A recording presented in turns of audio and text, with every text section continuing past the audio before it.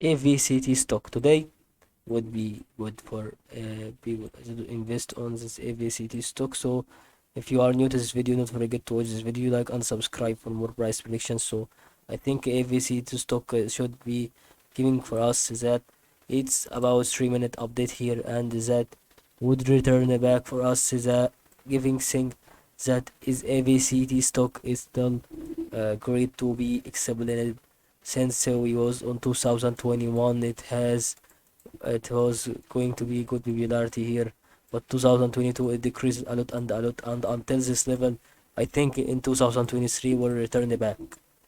So that's what I think about the price that can be changed in January or February, maybe in the middle of March, to return back for AVCT again. Hope you benefit from this video.